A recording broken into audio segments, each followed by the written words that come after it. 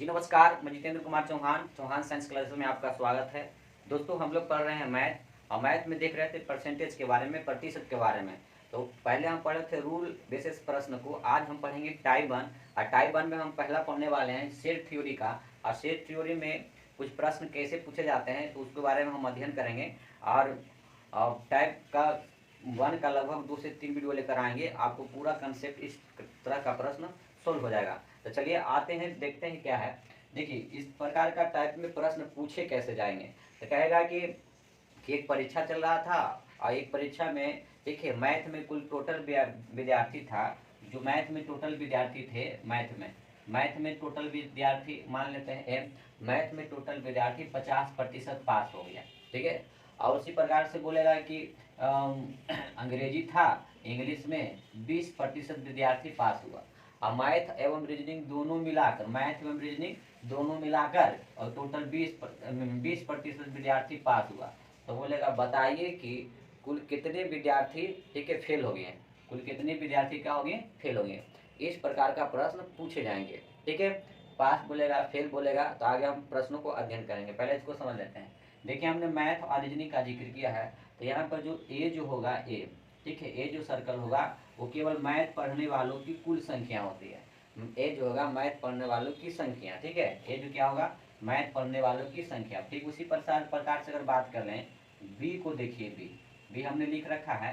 तो बी जो होगा मैथ एवं रीजनिंग दोनों पढ़ेगा। मैथ भी पढ़ रहा है, देखिए ये मैथ का पूरा सर्कल है, और क्या पढ़ रहा है, रीजनिंग भी पढ़ रहा है। तो बी जो होगा मैथ भी पढ़ेगा और ठीक है रीजनिंग। तो मैथ एवं रीजनिंग दोनों पढ़ने वालों की संख्या कहाँ पे लिखाएगी, बी, यहाँ पर लिखाएगी बीच में। तो बी जो होगा मैथ एवं रीजनिंग दोनों पढ़ने वालों की संख्या होगी। और सी का बात करें तो सी जो होगा हमारा ये रीजनिंग पढ़ने वालों की क्या हो जाएगी, संख्या हो जाएगी। तो सी जो हमारा होगा रीजनिंग पढ़ने वालों की संख्या हो जाएगी। डी का अगर बात करें तो ना तो मैथ पढ़ेगा ना तो रीजनिंग। डी जो है, डी का अगर बात कर लिया जाए तो डी ना तो मैथ पढ़ रहा है ना तो रीजनिंग, दोनों के अंदर नहीं आ रहा है। तो बोलेंगे ना तो ये मैथ पढ़ता है ना ही रीजनिंग पढ़ता है। तो डी होगा ना तो मैथ पढ़ने वालों की संख्या ना तो रीजनिंग पढ़ने वालों की संख्या जो होगी, डी को हम यहाँ पर लिखेंगे। अगर हम बात करेंगे ए प्लस सी, कहेगा एक ही विषय में एक ही विषय में पढ़ने वालों की एक संख्या, कहेगा एक ही विषय को पढ़ने वालों की संख्या। तो ए और जो और सी जो निकालेंगे वो दोनों को जोड़ देंगे, तब निकल जाएगा क्या, ए और सी केवल एक ही विषय पढ़ने वालों की संख्या निकल आएगी।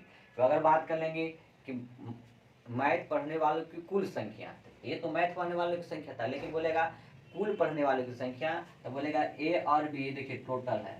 तो मैथ भी पढ़ रहा है और क्या पढ़ रहा है, रीजनिंग। मतलब ए प्लस बी जो होगा मैथ पढ़ने वालों की कुल संख्या हो जाएगी। तो ए प्लस बी जो हो जाएगा मैथ पढ़ने वालों की कुल संख्या। उसी प्रकार से अगर बात कर लें बी और प्लस सी का, बी प्लस सी जोड़ के निकालेंगे तो ये निकल जाएगा मैथ रीजनिंग पढ़ने वालों की कुल संख्या। तो बी प्लस सी को जब जोड़ेंगे तो हमारा क्या निकलेगा, मैथ, ठीक है, सॉरी, रीजनिंग पढ़ने वालों की कुल संख्या। अगर बात कर लेंगे ए और डी, अगर निकालेंगे ए और डी का अगर बात करें तो ए और डी जो होगा रीजनिंग नहीं पढ़ने वाले की संख्या। क्यों, ए और डी रीजनिंग के साथ कनेक्ट नहीं है, तो बोलेंगे रीजनिंग पढ़ने वालों की संख्या नहीं है। ए और डी रीजनिंग नहीं पढ़ने वालों की संख्या अगर निकालना है तो ए, ठीक है, रीजनिंग नहीं पढ़ने वालों की संख्या निकालना है तो ए और डी को क्या करेंगे, जोड़ देंगे। ठीक उसी प्रकार से अगर बात करें, ठीक है, सी और डी, सी और डी देखिए मैथ के साथ नहीं है, तो बोलेंगे मैथ नहीं पढ़ने वालों की कुल संख्या। तो मैथ नहीं पढ़ने वालों की कुल संख्या निकालना हो तो सी प्लस डी को जोड़ेंगे तो निकल जाएगा मैथ नहीं पढ़ने वालों की कुल संख्या। अगर बात कर लेंगे हम टोटल जो फाइनल रिजल्ट जो होगा किस पर हम हल करेंगे, तो उसके लिए फार्मूला जो होगा A plus B plus C plus D बराबर 100%। प्रतिशत का जब भी मान लेंगे 100, ए का जो मान आएगा यहाँ पर रख देंगे, बी का जो मान होगा यहाँ पर रख देंगे, सी का जो मान होगा सी की जगह रख देंगे, डी का मान होगा डी की जगह रखेंगे, बराबर 100%। इतना में से बी बोलेगा तो बी निकाल लेंगे, सी बोलेगा तो सी निकाल लेंगे, ए बोलेगा मतलब ए केवल मैथ पढ़ने वालों की संख्या बोलेगा, कुल मैथ पढ़ने वालों की संख्या, कुल रीजनिंग पढ़ने वालों की संख्या, टोटल इसी से बनेगा। अब इस फार्मूला को याद रखिएगा, ए प्लस बी प्लस सी मतलब डी बराबर 100%। ठीक है, इस प्रकार का प्रश्न पूछे जाएंगे। तो हम आगे अगले वीडियो में लेकर आएंगे इसका प्रश्न को। तो अगर मेरा पढ़ाया हुआ अच्छा लग रहा होगा तो मेरे वीडियो को लाइक एवं शेयर करें और अधिक से अधिक दोस्तों को जोड़ने का प्रयास करें। फिर मिलेंगे हम अगले वीडियो में। धन्यवाद।